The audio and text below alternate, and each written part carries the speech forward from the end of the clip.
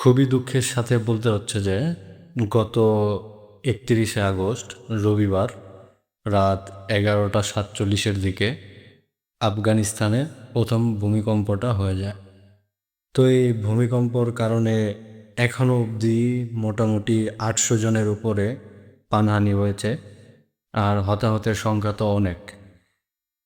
তো এই 800 জন প্লাস আছে এখানে, অনেক আরও হয়তো মৃতের সংখ্যা বাড়ছে, কারণ যে ভূমিকম্প হওয়ার কারণে যে ধ্বংসস্তূপ তৈরি হয়েছে, যে বাড়িঘরের নিচে যারা, বিল্ডিংয়ের নিচে যারা চাপা পড়ে আছে তাদের এখনও উদ্ধার কাজ চলছে। তো তাদের উদ্ধার হওয়ার পরে যারা, আমার তো মনে হয় না ওইখান থেকে আর কেউ বেঁচে আছে আর কি, এতদিন ধ্বংসস্তূপের নিচে পড়ে আছে। তো হতাহতের সংখ্যা, নিহতের সংখ্যা আরও অনেক বাড়বে। তো আমরা খুবই দুঃখিত, আমরা খুবই শোকাহত, কারণ আফগানিস্তান দেশটি যে অঞ্চলে ভূমিকম্প হয়েছে সেটাকে সবুজ পাহাড় হিসেবে আফগানিস্তান দেশের যে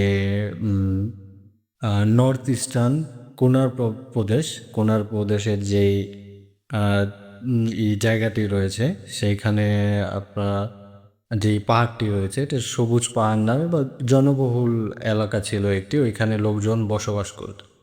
তো এখন সেইটা আপনার পুরো ধ্বংসস্তূপে পরিণত হয়ে গেছে। রাজধানী কাবুল এবং এই কুনার প্রভিন্সের সাথেই সাথেই হচ্ছে জালালাবাদ, ওই দিকেও হতাহতের খবর এখনও পাওয়া যাচ্ছে যে সেইখানেও অনেক হতাহত হয়েছে, মৃত্যু হয়েছে সেইখানেও এই ভূমিকম্পর কারণে।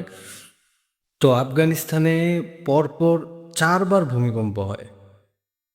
যখন প্রথম ভূমিকম্পটা হয় 31শে আগস্ট রবিবার রাত 11:47 দিকে, এই সময়তে প্রথম ভূমিকম্পটা হয়। তো সবাই তো ভেবেছিল যে এই মনে হচ্ছে এটাই প্রথম, এটাই যা প্রথম ভূমিকম্প শেষ হওয়ার পরে যে হয়তো এই মৃত্যুলীলা থেমে গেল আর কি।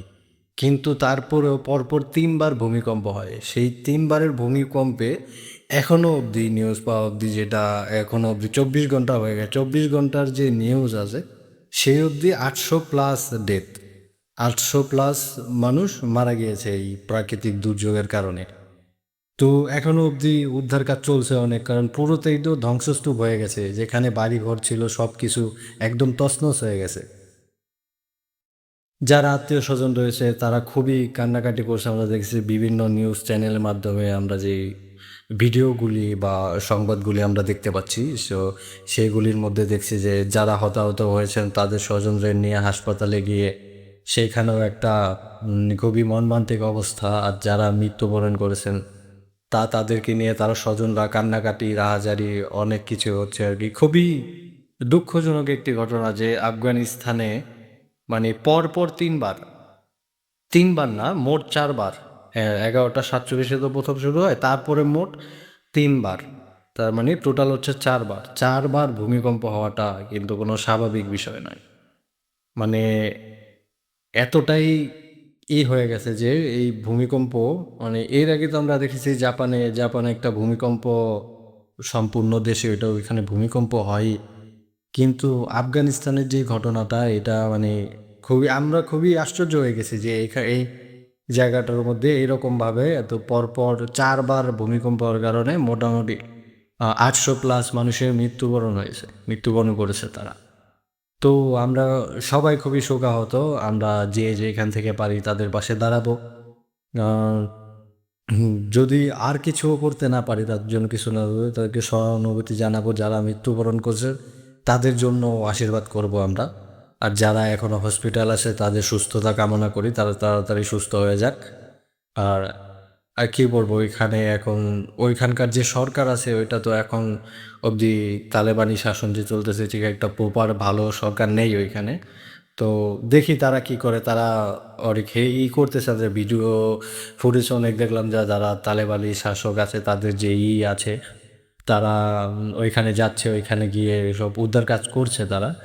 যাই হোক, শেষ পর্যন্ত দেখি হচ্ছে আমরা সকলের সুস্থতা ও যারা মৃত্যুবরণ করেছে তাদের জন্য আশীর্বাদ, তারা যেন স্বর্গবাসী হয়, আর যারা আহত হয়েছেন তাদের দ্রুত সুস্থতা কামনা করি। এটাই। ধন্যবাদ সবাইকে।